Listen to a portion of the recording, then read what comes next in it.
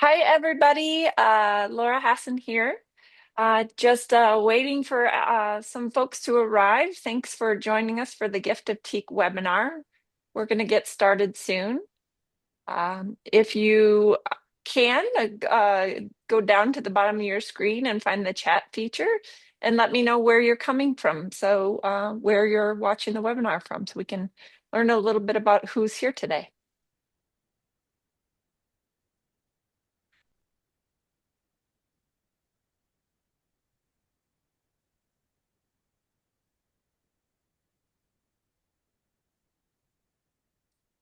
Just waiting a few more minutes for folks to start coming into the webinar, and we'll get started soon.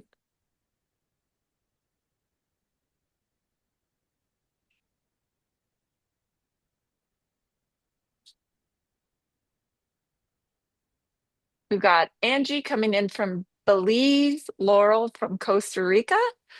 Uh, Looks like we got it Tennessee, Colorado Springs. Fantastic.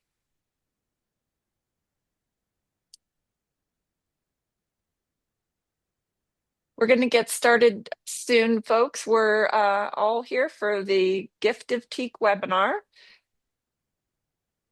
starting soon. Yeah, Hi, someone said Laura. no. Mike, How are you? good. How are you? Good, good, good. Just give a couple more minutes for folks to come in, and then we'll go ahead and get started. Okay. I want to generally be respectful of people's time. I appreciate everyone joining us this evening for the Gift of Teak webinar. As many of you know, this has been really a passion project for me now for 27 years. I think that's right. We started looking for the property back in 1998, which is, I don't know, is that 27 years ago or Diego, you're on Yeah. here. You might have to help with the math there. It's a while ago. Anyway, but thank you all for joining us. And Laura, is it okay if I go ahead and start? Or Yeah, get started. yeah, Everybody okay, knows, many of you already know Mike Cobb, the CEO with Teak Hardwoods and ECI Development. Mike, I just wanted to mention before we go too far about your book. You've got a new book that's come out recently. I do.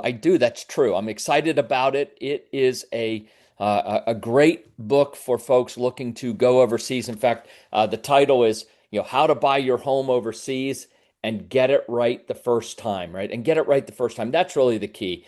I mean, it's easy to buy a property overseas, right? But getting it right the first time is a lot more challenging, and this book helps folks do that. One of the things that we're going to offer everybody on this webinar tonight is the opportunity to get a copy of the book for free. And so if you at the end of the webinar at any point you want to just get a copy, just send us an email and we will send you a link. You go to Amazon. The link will allow you to download a copy of the Kindle version for free. And that would be my gift to you tonight as we move into what we're going to talk about, the gift of teak. So let's go ahead and get started. And my my tenure in the industry goes back right now 29 years, next year 30 years. We've been doing this a long time. We've helped a lot of folks over the years move overseas, make investments overseas, and one of the most popular investments and popular items that folks have really warmed up to is this teak investment in both Panama and Nicaragua. We're going to be talking about Panama today specifically. It's attractive for so many reasons. It's affordable. It's something that almost everyone can do. Laura, when I was going through the presentation before, I did not see a slide on the finance package. So maybe you can make a note of that and talk about that at the end, because we've really tried to make this an accessible investment for every single person out there with a finance package that I think it's well, maybe just tell me, is it like $1,000 down and 268 a month or something, Yeah, right? it's a 1,500 down and 268 a 1500 month will down. get someone started. Yeah. Yep, 1500 down, 268 a month. So we've really tried to find ways to even open up to more people. But anyway, we'll get started and get to that later. I love this quote, right? The gift of teak is more than an investment. It's a lifetime inheritance. And we're going to talk a lot about generational wealth stewardship and this idea of stewarding wealth into the future. And because you own the land, you own the trees, and the cycle is a 25-year cycle, what you end up with is generational wealth stewardship. And it's a powerful, powerful principle that the uber wealthy, the billionaires and beyond for centuries have been using, and as well as endowments like big colleges and family offices, right? They understand the power of compounding returns over many, many decades and generations, so that you get this incredible, powerful transference of wealth into the future, into our children, our grandchildren, our great grandchildren, long after we're gone. And that's what this investment does. And the opportunity is to give that gift, right? I think a lot of us struggle with, what are we going to get someone for Christmas? I know I do. I struggle. What am I going to get my wife for Christmas, my daughters for Christmas? I think most people today kind of have most of the things they want.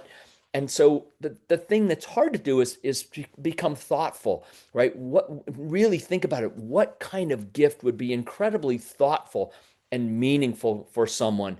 And the gift of teak has been that for many people. Hundreds of people now over the years have given this gift of teak because it is thoughtful, it's meaningful, and it provides a legacy investment for a lifetime, not just yours, but for your children's lifetime, your grandchildren's lifetime, and so on.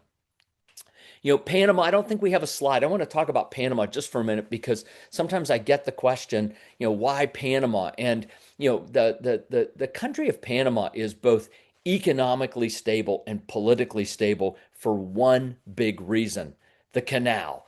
The Panama Canal, it provides, I call it the ATM machine of Panama. It kicks off about $5 billion a year. I mean, every year, year in, year out, there are lines of ships waiting. There's always ships that can't make it; they have to go around. So there's more supply. I'm sorry, there's more demand than there is supply. $5 billion a year. So from an economic perspective, that canal is Panama's ATM machine. $5 billion a year, right? The other thing is sometimes we talk about the canal as a vital strategic U.S. interest. And it is, absolutely. It is a vital strategic U.S. interest. But it is also a vital strategic world interest. If you're a country that either ships things or receives things, you care about this canal. And that's every country in the world. Every country in the world wants this canal open and free transit, which makes the country of Panama politically stable. So you've got the economic piece, you've got the political piece. And when you're talking about investments that are 25 years, 50 years, 75 years, 100 years on a 25-year cycle, those stability factors are critically important. Our properties are located in the Darien province. We actually have 3 plantations now. We have our mature plantation, we have a teenage plantation, and we're planting baby teak like crazy. We continue to add more land as more and more folks like you all want to own teak as an investment. I remember when I first started going down to Panama for the teak plantation project in 1998 to look for a cattle pasture, people would just tease me at the Rotary meeting across the street. I'm here in Shepherdstown in my home, and the Rotary meeting was Tuesday morning at the Bavarian Inn, literally across the street. And I would go over there and I would miss a meeting quite often, actually. I was missing maybe 1 or 2 meetings a month. And when you missed a meeting, you had to go put $1 in, or $10 in the jar up front. And they used that money for whatever the current projects were. And the people at my table would say, Cobb, like, what are you doing, man? Like, why are you missing all these meetings? I'd be, I'm going to Panama. We found a cattle pasture. We're gonna plant a whole bunch of teak trees, and in 25 years, we're gonna make a lot of money. And then we're gonna plant them again, and that'll be for my kids. And people were just like, "You're crazy! Like 25 years, Panama? Like, what are you thinking?" Well, we kind of talked about the Panama point a minute ago, but the 25-year thing really was answered this way: in 25 years, I'm either going to need the money and I'm going to be really glad I did this, or in 25 years, I'm not going to need the money and I'm going to be really glad I did this. Well, here we are in year 26. You know what? I'm really glad I did this. And, we're going to cut the trees down. We're going to have a great harvest. We're going to make a lot of money. We're going to plant again. And the next plantation is for the kids or the grandkids. And the next one is for the generation after that. One of the keys to success is knowing what you know and knowing what you don't know, or being humble in the fact that we don't know what we don't know. And so, I understood the concepts, I understood the value, the big picture principles of a teak plantation. But you know what? I'm not a forestry person. I don't know anything about managing a teak plantation. And so when we bought the land, we actually had help from a company called Hale Forestall. They helped us look for the right land, look for the right conditions, and they helped us negotiate the purchase of the property. And then we hired them to manage our plantation for the last 25 years. And this young guy right here, his name is Jacobo Melamed. When I met him, he was a forestry engineer, but he was a solid guy. And today he's the general manager of this incredibly large forestry company in Panama. And we feel very fortunate that we've been working with them now for 26 years. And when you hire a company, right, you get continuity. And that's really what you want. You want professional management and you want continuity. And that's why we invest with companies, right? Because they have succession planning and they carry on beyond the individuals. They helped us find the right property, all the things, the well-drained alluvial soil, the right elevation, temperature, rainfall, all that kind of stuff. But actually, the first point on there is the most important. 3 to 5 months of dry season. We looked at land in Chiriquí, we looked at land in the Azuero, and we looked at land in the Darien. And the Darien province is the best location in Panama and one of the best in this hemisphere for teak because of the point number one, which is the dry season. You want 3, 4, 5, even 6 months of no rain, almost literally no rain, because that's what makes high quality teak. And so this is the seedlings back in 1998. You can see they're grown in these little plastic tubes, right? Then they come out and they clear the land. They get rid of the brush that's on there. This was a denuded, burned cattle pasture. It was horrible. So we planted the teak trees a year afterwards. You can kind of see them in there. But the next picture is just incredible to me. By year 7, these trees were already really tall and straight. This is the dry season, the needed dry season, because this is what cures the wood. The other thing you do is you have people like Luis here who works for the forestry company. They're out there every day. They're cutting the brush under the trees so that the nutrients are taken by the trees, not by weeds. They take the low limbs off. If you look at some of his pictures, you see the limbs have been chopped off, so what you get these tall, straight trunks. Again, professional forestry management, people who know what they're doing to create the best possible lumber. And as we got into the trees 7, 8 years old, we went through what many of you will remember was an incredibly horrible time in the real estate industry. 2008 to 2012, we had stock market issues, we had real estate issues, and my friend Steve Sugarroot has a great quote. The trees grow through recessions, they grow through wars, they grow through stock and real estate crashes, which we saw in 2008 to 2012. They grow through everything. They give you built-in investment growth that isn't guaranteed with the stock, right? And there's a little bit of a pun there, grow, grow, grow. But the fact of the matter is the trees just simply grow year in and year out. And they did during a very, very tough time in the real estate and stock market. The trees kept growing, they just kept growing. And here we are. I think in 2016, one of the property visits, we do a lot of visits. We take people down 2, 3, 4 times a year to see the trees. And, we want people to come out and see the trees. This is our teenage teak plantation. These trees, I think at the time the picture was taken, were maybe 15, 16 years old. And then a picture taken a couple years ago in our mature plantation where the trees are just growing incredibly. This is a picture of my wife, Carol, my daughter, Emily, myself. We were out at the plantation taking Emily so she could see the trees that were going to be, the next harvest 25 years from now. We looked at the reasons people want to own teak. That really boils down to 3 things. First, giving back to Mother Nature. The forests are being cut down. It's horrible what's happening to the Amazon.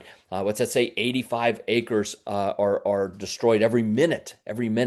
And so when you look at the deforestation around the world, and much of it for basic agriculture, that's only good for a few years, and then the land is done, right? It doesn't carry anymore. It's tragic. And so we have the ability to plant trees. We have the ability to go into areas that have been deforested and restart the forests. Number two, global demand is up, global supply is down. This chart, we have two images of this chart. The first one with the pink circle, what it shows is the green line on the left is natural deforested teak. These are teak trees out of the wild, and the price of teak going up, up, up, up, up. And then somewhere around 2000, it starts to fall off. And you see plantation teak, the red line, and somewhere around 2008-ish, right? The price of plantation teak exceeds the wild teak because people don't want the wild teak out of the jungle. They want the plantation teak because it's sustainable and responsible. And so now what we've seen is the value of plantation teak exceeding the value of these trees that are taken out of the woods. The other thing is, if we go all the way back to 1972, which is what, 52 years, right? The average price of teak has gone up 5.5% a year over the last 52 years. 5.5% a year for 52 years. That is an incredibly long track record. And so I like that. It just shows that this is a valuable commodity in the marketplace, and it has staying power in the marketplace as well. Last reason, above average returns and low volatility. One of the things that's happening right now is we're seeing teak being harvested about 8 to 10 times faster than anyone is replanting it in plantations. And if we just look at the basic laws of supply and demand, we know what that means. If we're cutting something down, if there's less of it and more demand, prices will probably go up. I mean, it doesn't, no guarantees, of course, but supply and demand, and there's a ton more teak being harvested. By the way, the picture on the lower left is our sawmill. We're going to show that later, but these are the thinnings that we took out of our plantation last year, getting ready to go into the mill. This slide shows how the inflation going up since 87, the S&P obviously going up, but the timber index going up even more without the volatility you see in the stock market. Going all the way back to 1970 through 2010, a $10,000 investment on a timber future would have produced about $1.5 million. The thing that's important to see is this IRR, internal rate of return. It's 13 and 13 and a half, whatever. I mean, you look at a 13% internal rate of return on any investment, it's absolutely phenomenal. And when you can do that kind of compounding over decades, the results are like this. $10,000 would have turned into $1.5 million. And the big funds are getting into it. Like we talked about at the beginning, timber has largely been an asset class of the uber wealthy, the family offices, people like the Harvard, not people, but institutions like the Harvard Endowment, right? They've been into timber. But what's happening now is that the institutional investors are picking it up as an asset class as well. This particular Stanford Capital Partners was oversubscribed at a little over $1 billion. Why? Because people get the joke. Like, all of a sudden I can, I don't have to invest, 50 million or $100 million in timber. I can buy a fund, and you can. And this is, well, it's oversubscribed, so it's not open anymore. But there are timber funds out there, and those are pretty good, right? But owning the actual asset itself is far more lucrative. We look at the people, the individuals and their companies, right? I mean, John Malone, Ted Turner, Red Emerson, right? These are incredible timber magnets. And the thing that I'm always surprised about is the concern that people give me. Oh, Mike, 25 years is a long time. I'll be like, well, I mean, do you plan on dying in the next 25 years? I mean, like it's going to come if you're going to be around and if you're not going to be around, because we don't know, nobody's gifted tomorrow, right? Maybe your kids or your grandkids, or you got some nephews, or you got a college, an alma mater, or a great charity. Look, I mean, this 25 years is going to come for somebody. Hopefully it comes for you. But if it doesn't, and you have somebody you want to leave it to, then make the investment. Look at these guys are old. I mean, these guys are really old and they're still making investments that are multi-decade investments. So when somebody gives me the 25-year thing, I just kind of shake my head and I say, well, obviously, these guys that are super duper wealthy, they understand something that the average investor doesn't. And I say average investor, but I'm going to say ultra savvy investors because it's hard to take the next step. It's hard to make an investment, outside the country. It's hard to make a 25-year investment because it runs counter to what the popular norm is, right? Oh, overseas is dangerous. 25 years. But you know what? Ultra savvy investors like you, these folks right here in the picture, they get it. Like the big money's not made by following the herd. And here are some folks that are doing it. And I think we're going to be able to get this video to play. I hope so. Diego, Laura, let me know, please. Daughter Donna. I bought two teak plantations for her because I wanted to have a legacy for her. I wanted to create something that she can have when she starts school for her education. So I bought a teenage teak one, so it'll be ready sooner.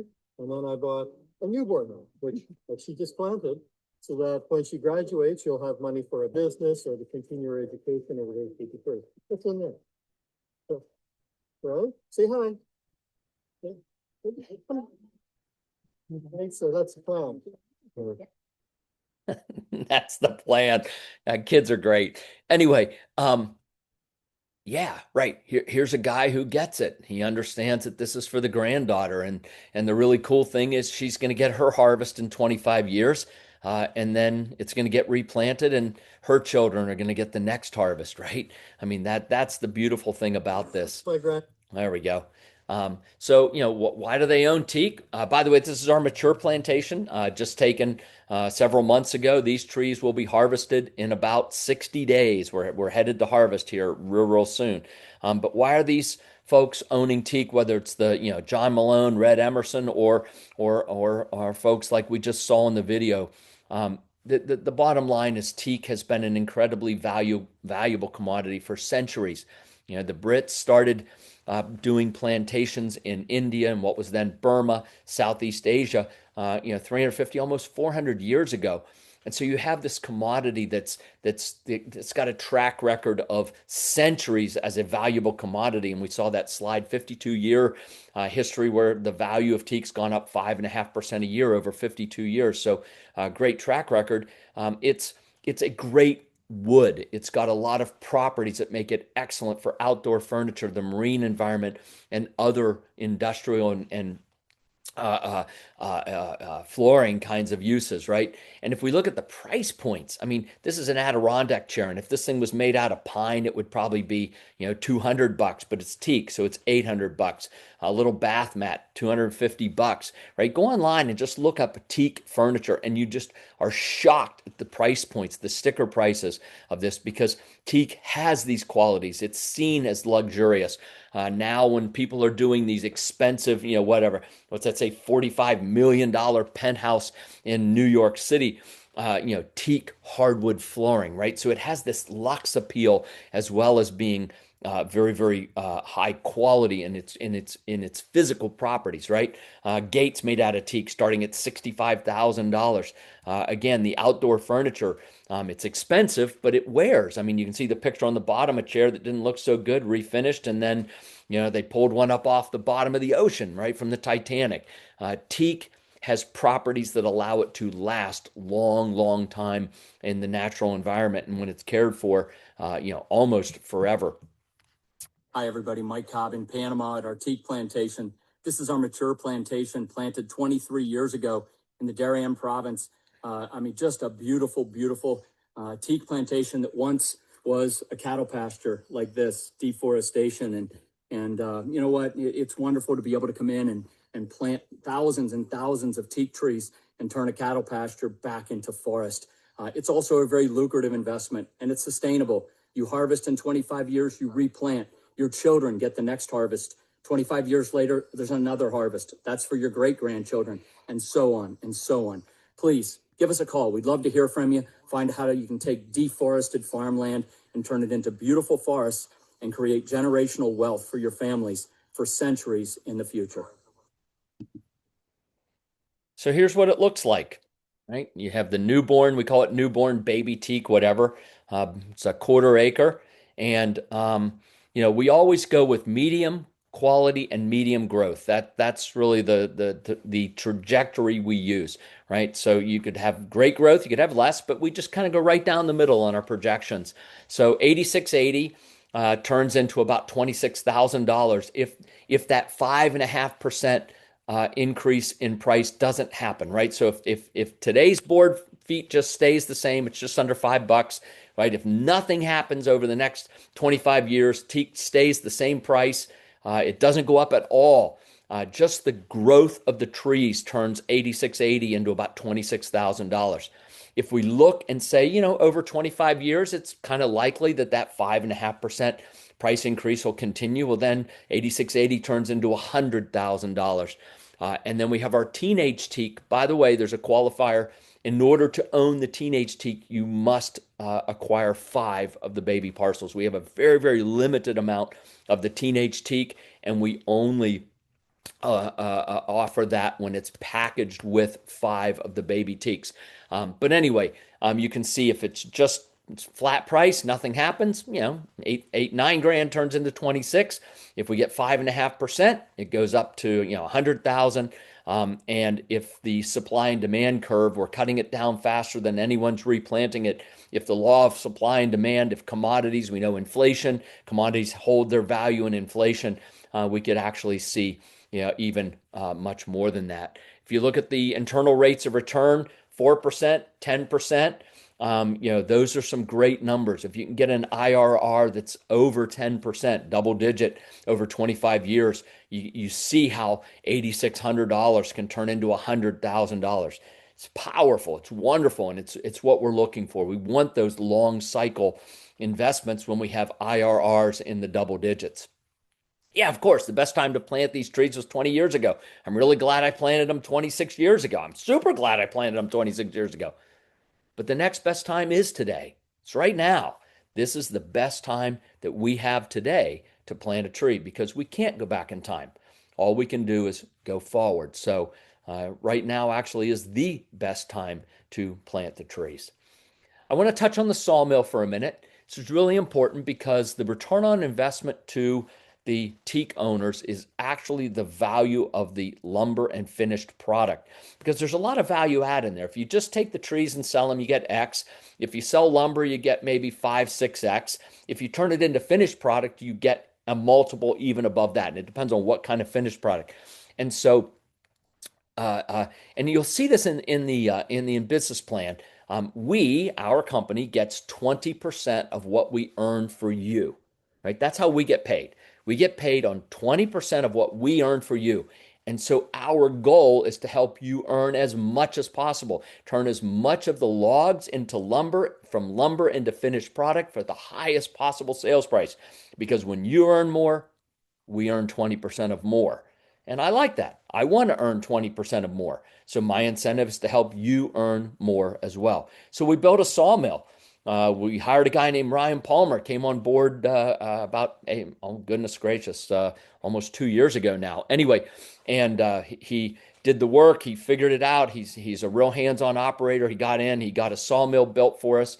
We built it out near the plantations. We did a thinning, which we're now putting through the mill. We've got our first set of wood that's coming out, going through the kilns, got it down to 9%. We have a meeting every week. We did our prong test. We had incredibly consistent drying in the lumber, which is phenomenal. So we figured out how to do it, and we're producing lumber from our thinnings. We're about to move into our actual harvest next year, and you can see we're going to rapidly ramp up to about 4,500 board feet a day in the mill. The basic process is you mill it, you store it, you kiln dry it, you shape it, do whatever, turn it into the products, and then ship it out. And the products themselves are, again, valuable in the marketplace, whether it's we call them semi-finished, which is lumber, right? Just lumber. We're just going to sell 1x4s, 1x6s, 1x8s, 2x, whatever it is. And we're doing the market research to find out what we need to produce that's the most valuable and in demand in the marketplace. That's our semi-finished products.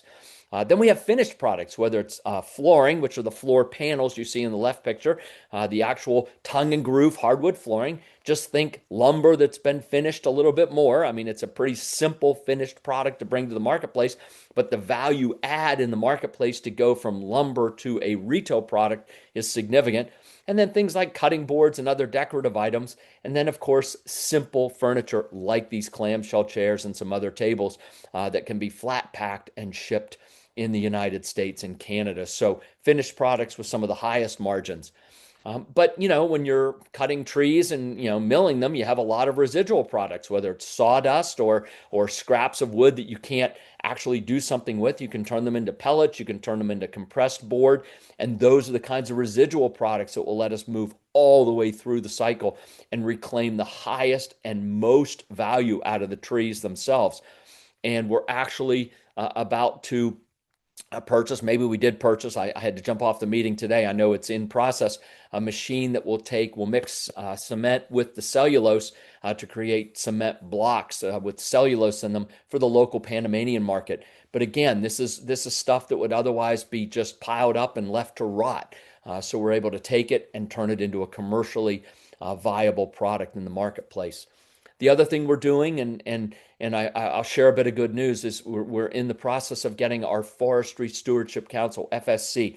If you want to sell lumber in the United States, FSC certification is critically important. It allows you to command a higher price because what it says is you're doing things in a green, sustainable, and a responsible manner. It's a certification process. We're in the process of getting that. But just last week, we received our environmental permit, which is one of the last prerequisites of the FSC. And it took, I don't know, a year and maybe more to get our environmental impact statement done.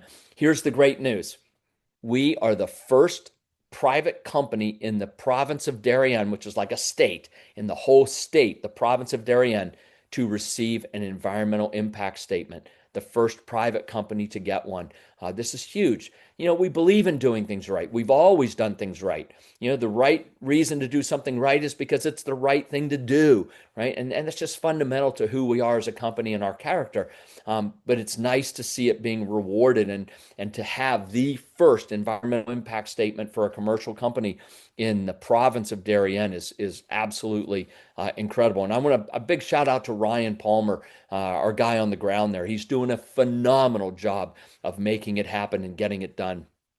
So, why Teak and why now? Yeah, you can leave a legacy. I think maybe that's the most important reason, right? Leave a legacy. Have an investment that's going to produce incredible cash flow every 25 years, once every generation, right? It is a generational wealth stewardship tool. You will steward wealth into the future. You can use a self-directed IRA, typically one or two parcels. It's not really cost efficient, but if you're doing a 5-parcel bundle or you're looking at some of the larger investments, the self-directed IRA is a great way to hold it and own it. We do take crypto, we take metals in payment. We've done a lot of the transactions in both of those. And then the other factor, and we're just going to mention it briefly, is it is possible to obtain your permanent residency in Panama with the Teak investment. I think a lot of people are looking for what we call a plan B. Things are a little scary. Things might be going in directions we don't like politically, economically, socially. And having an option, having a residency outside your home country gives you options. It gives you flexibility. My wife and daughters and I, we obtained our Panamanian residency this summer. It's actually our Plan C because we're Nicaraguan residents. We lived in Nicaragua for 14 years. We became residents of Nicaragua, but because we could qualify because of our Teak investments, we went ahead and for a few $1,000s picked up the legal piece to get our Panamanian residency. So I would encourage you to at least think about that, inquire about that if it's something you're concerned about. It's very easy, it's very straightforward, and it pairs up very, very nicely with this Teak investment. We do have some big bundles. We have a couple people that have taken a big bite. A couple $100,000 investment turns into nearly $3 million. It's 28 parcels. You can pair it up with the residency. It's a great program. The bottom line is in all of these Teak investments, you own the land, you own the trees, and if you do decide to pursue a second residency, you get the peace of mind on that as well. We've got some bundles here. The Gift of Teak, the newborn Teak bundle, 3 of them for $18,999. I'll show you why in a minute. We have the residency bundle, which is 2 parcels and the legal fees, 24,600. And then the laddered bundle, which is where you get to pull in the teenage Teak, which will be harvested in about 8 or 9 years.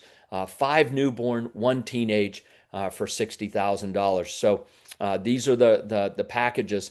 And the reason that top bundle is where it is the gift tax exclusion for this year is $19,000. So you can give a kid or anyone a gift of $19,000 or an investment of that worth, and it's tax free to them.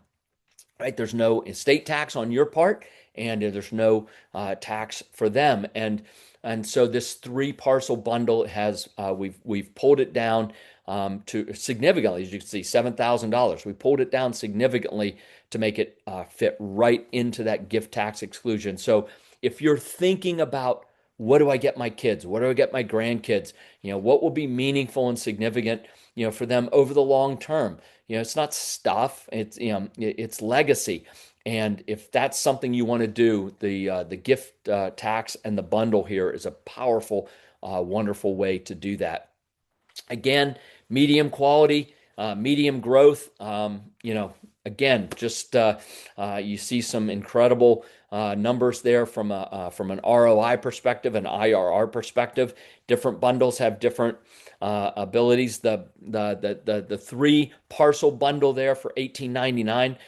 Again, because we've discounted it, you start to push your internal rates of return up to 12%, 11.9%. That one, in terms of value, is probably the best value we have. If you're looking for peace of mind in addition to the investment, then the residency bundle. And if you're looking to get something laddered with a sooner return with the teenage Teak, then the laddered bundle is the way to go there. So I think I am going to pause and hand the program over to Laura. Laura, you still here? I'm here. All Thanks, right. Mike. That's Yep. fantastic. So we Mike showed you a little bit about the discounts that we're offering through the Gift of Teak program that we're doing this year. But something fantastic that we're adding is for every Teak parcel that you purchase before the end of this year, we will include a complimentary guided group visit. So we'll be doing 3 visits next year, January, May, and October. So you can join us on one of those trips to see the teak, plant your own teak, and get a good look at it. Okay. So that's included. Let's, And let's see. there you go. Thank you. You're welcome.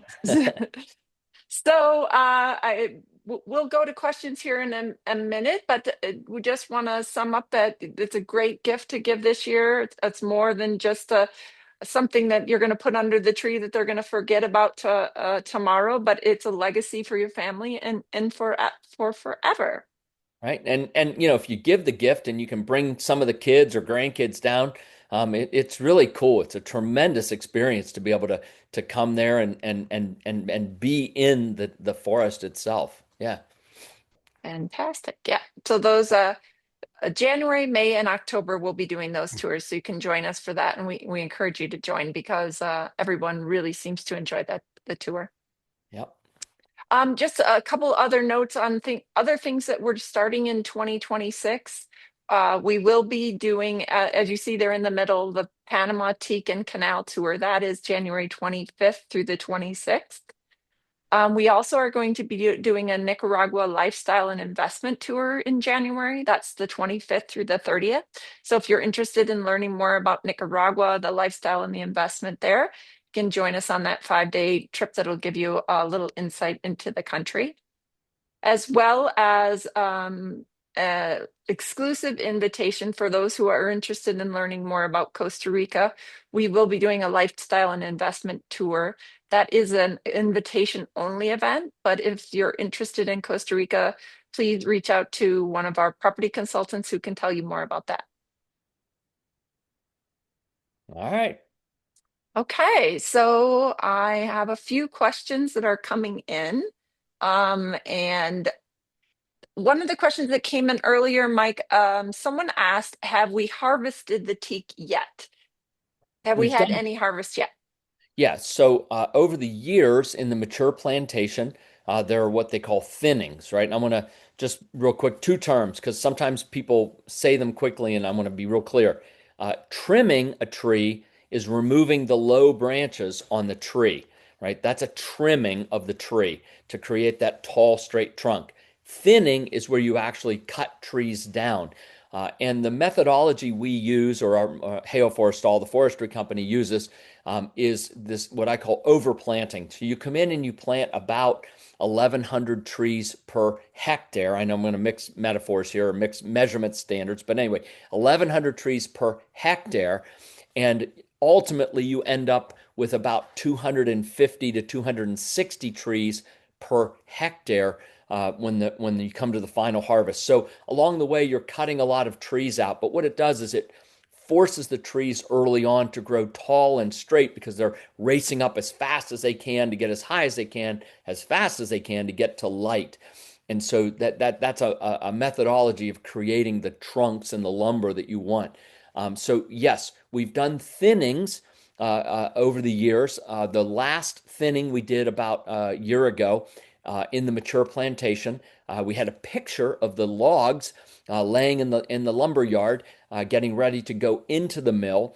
And we've been practicing with our mill. We've been practicing with our kiln. The first wood that went through the electric kiln just literally last week came out of the electric kiln at 9% weight, water weight in the lumber, which is what we're shooting for, somewhere between 8 and 10%, which is export quality. And there's some very important nuances to that.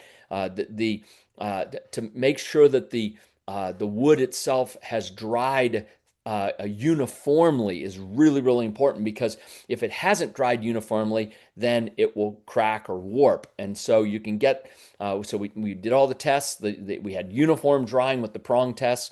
Now we'll be moving more and more wood through the kiln process that we've already milled into lumber, now that we have that process dialed in. So over the next 60, 90 days, we'll get a couple containers of wood. We've got a guy in Colorado that we're going to move it up to for initial distribution. These are the thinnings. This is really the samples going out into the marketplace on a distribution channel. And we're going to begin also producing some of the initial end products like the floor panels. We're going to be using a lot of the waste product that we currently have stored now for some of the cement block, the cellulose cement block. So we are just rolling into the actual production. But the big thinning, or the big harvest, the big harvest on the mature plantation will start in January. It'll take 3 to 4 months. It'll be a clear cut. All the trees will be cut. They will be brought over to the log yard around the mill, and then the new trees will be planted for the next 25-year cycle later in the year, probably in September, October of next year, to catch the end of the rainy season. So anyway, exciting times, but we're just about to do the first harvest in the next, about 60 days from now. We'll start the first harvest. Yeah, and on that question, Michael asks if Michael comes on the teak tour in January, would the teak harvest be underway during that tour? Yeah, yes, it should be underway. Absolutely. It'd be a great way to see it. Yep. Another question, Mike, are the IRR numbers before or after the fees and sawmill costs? That's a great question. So, all of the numbers that we put are net numbers after the cost of harvest, the cost of processing, and our 20% management fees. So, when we calculate the IRRs, the ROIs, whatever, it's always based on your initial investment, your cost, because you have an annual cost of $150 a year, something like that, to maintain your parcel. So, it's all your costs, and it's minus all of the fees, and it's the money you end up with. So it's really sort of a triple net number. I know it's a long answer, but it's all your cost, it's minus all the fees, it's how much money you get. That's what we use to calculate the return on investment numbers. Perfect. Okay, let's see what else here. Jennifer asked a question about the FSC. I'm not sure, Mike, if you have this answer or not, but she's asking who issues the FSC and how does it need to be renewed and approved? Yeah, so I can answer the first part. The Forestry Stewardship Council authorizes consultants, basically, advocates in different countries or different regions around the world to do their inspections and analysis of projects. And so we're working with one of those folks, and I don't know the name off the top of my head, but I'm happy to provide it, full transparency. So if Jennifer wants to send an email, we'll get it off to Ryan and he can answer the question. I don't know about the ongoing certifications after we get it. That's also a great question, and we'd be happy to get that answer for you, Jennifer. Perfect.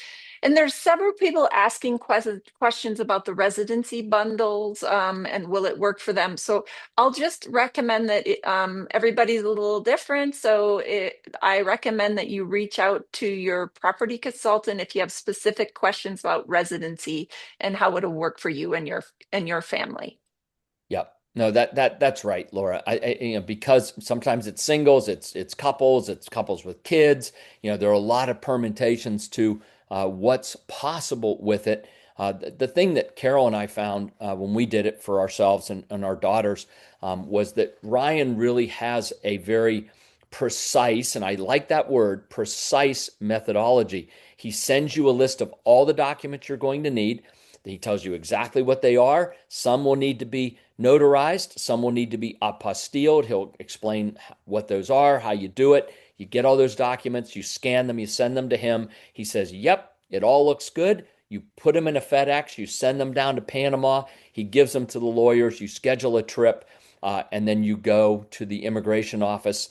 And for us, it really happened all in the space. Well, the trip, I mean, and getting our cards. I don't have my wallet, or I'd show it to everybody. But getting our cards happened in less than 1 week's time. They do recommend that you plan to stay for, what is it, a week or two? I can't remember. Just because government offices change and they're closed. I mean, it could, whatever. But we had our cards in less than 1 week. But we submitted all the paperwork. We followed this procedure to the letter, and I think that's the most important thing I want to convey. Follow the process to the letter, and you will go through the process. But yeah, each person's different, and so definitely reach out, and we'll get you connected with the folks that can work with you specifically and personally to make sure you have all the information to look at that process, how it works, and yeah, Plan B, really really important for my family. It is, and I think probably for many of you as well. Okay. Mike, we have a question about maintenance fees. The question is, will there be ongoing costs, maintenance costs over the year, and how much will that be? Yes, there are, and Laura, you get to answer that question because I don't. Yeah, so yeah, there is a per parcel $185 per year maintenance fee, and that covers all the things that need to happen to keep your teak healthy and safe. So it's a small investment, considering what all is covered for that. Yep, and it can go up based on the CPI of the country, Panama in this case.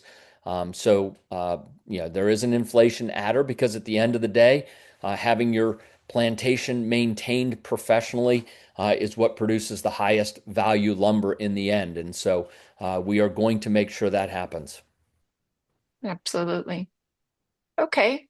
Bev has a question about how this would work for Canadians, especially the tax part. So I assume she's referring to the gift tax that we talked about, the 18,000 or the 19,000 deduction. Yeah, I don't know Canadian tax law at all. It's certainly worth asking. The gift tax exclusion really has to do with estate taxes and being able to gift somebody, assets, within the U.S. tax framework.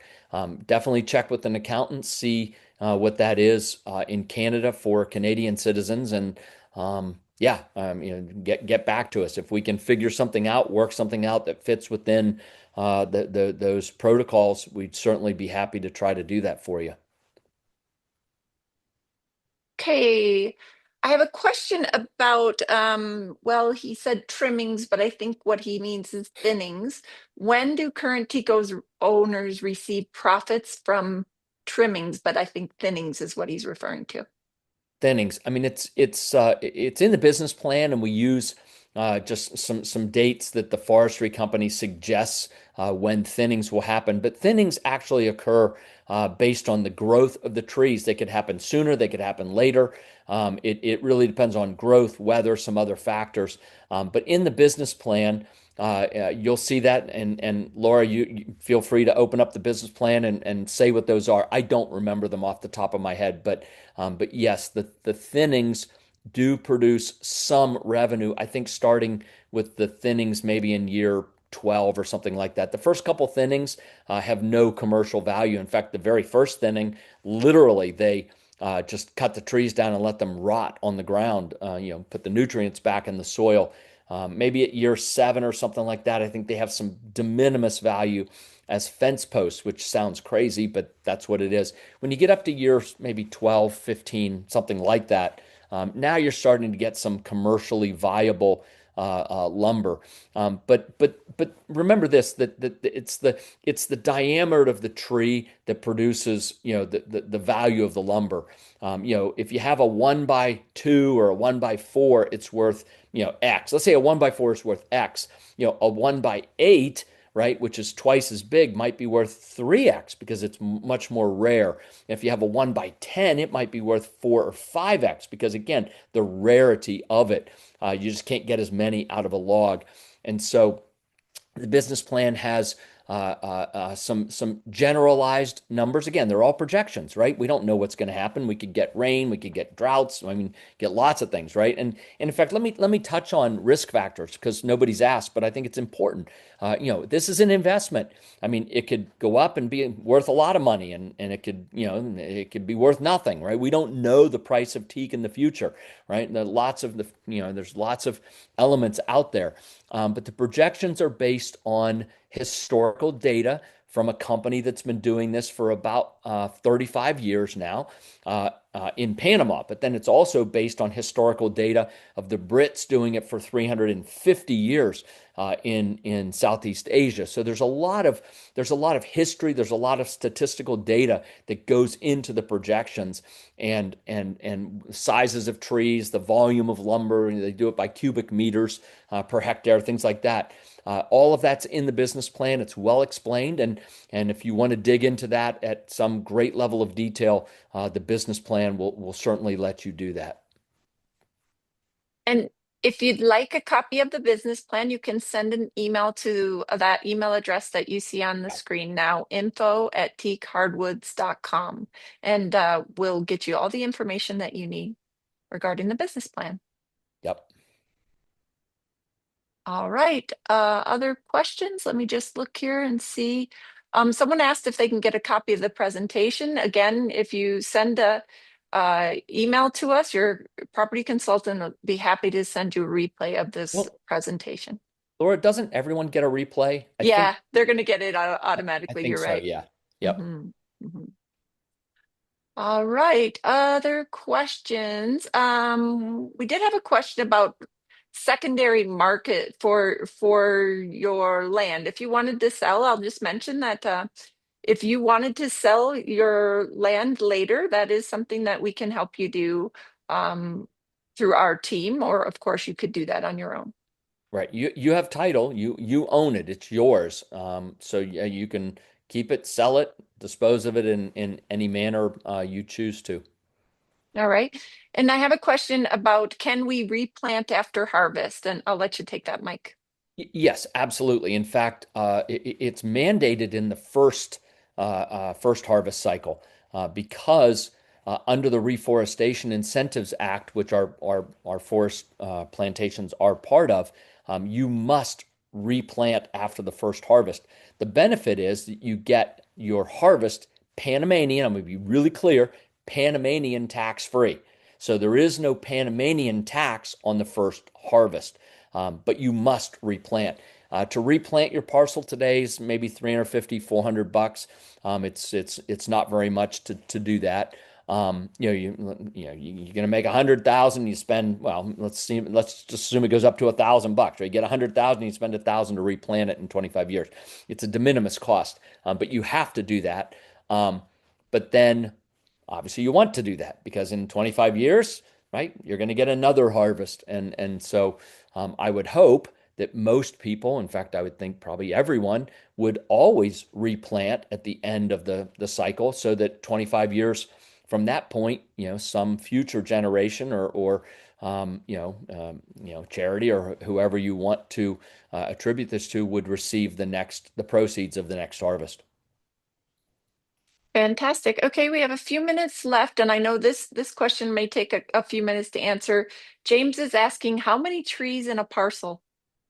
Yeah, so I'm gonna make a statement that a hectare is about 2.5 acres, and a quarter acre is roughly 1/10 of 1 hectare. So when you start with a hectare with 1,100 trees, and you end up with about 250, 260 trees on a hectare, you take 1/10 of that number and you end up with 25, 26 trees. That's sort of what you end up with on a quarter acre. So you start with 110, you end up with about, say, 25. So that's the process over the 25 years. You take it from 110 down to about 25 trees. And that's what you end up in the final harvest, about 25 trees. And I see that there are several questions coming in, specific owners that have questions about their ownership. And I'll encourage you, because those are specific questions, to reach out to your property consultant. They can help you with those specific questions. Absolutely. One more question, Mike. I've seen a couple times, just to address it. People are asking about, and we hear this as property consultants frequently, about insurance. Can I buy insurance on the crop, and what does that cost? Yeah, it's a great question. Not to the best of my knowledge. I don't know of any way to ensure the crop itself. A couple things. The maintenance fee is somewhat like insurance because the maintenance fee covers a fire break. It covers having people on the plantation pretty much every day of the year.